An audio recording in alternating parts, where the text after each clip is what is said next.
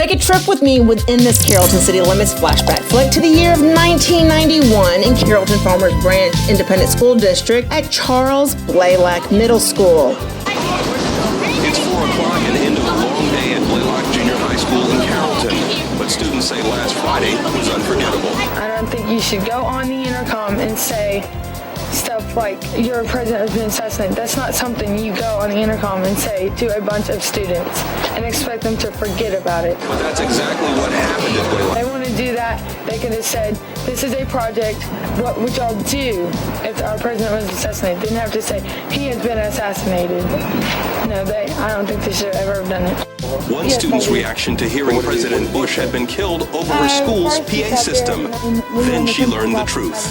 They came back on and they said, this is a joke. We are doing an experiment on War of the Worlds. And I was crying and one kid walked out of our classroom. He was so mad. War of the Worlds, the 1938 radio play, had Americans terrified, believing Martians were invading New Jersey. An English class studying the book was curious whether people in the 90s responded any differently to equally tragic news. That's when the school principal okayed a school-wide announcement that President Bush had been killed. Principal Laura Folsom refused to talk to us on camera, but did apologize to students for allowing the announcement to be made. Some parents were shocked. I'm very surprised. I know the principal of Blalack, and she's a real neat lady.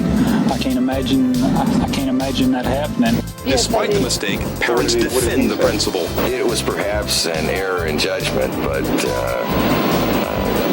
allowing this particular subject or that particular test to take place, but I still support the faculty. Aaron started to call the parents, and then they said it was a hoax, and people just started getting real mad. Ryan Bell thought the whole thing was frightening, but some had less concerns about the president and more fears about his replacement. Everybody's really upset because they didn't want Dan Quayle as president and stuff. Teachers knew about the surprise announcement. They thought the hoax would be about an unscheduled school holiday. So naturally, they were shocked when they heard President Bush had been killed. Meanwhile, school officials say they'll investigate the bogus story next week. The principal's boss thinks his employee has suffered enough. I see no further action that needs to be taken at this time. But whether Laura Folsom is punished or not is up to the school board. There are a range of things all the way from, not doing anything to censor to something more difficult. The board makes its decision this Thursday. Glenn King, Texas News 5. Thank you for watching another Carrollton City Limits flashback flick. If you like this video and you'd like for us to continue doing more, we're going to ask that you do us a favor and like, share, and subscribe to the channel. Until next time, thanks y'all.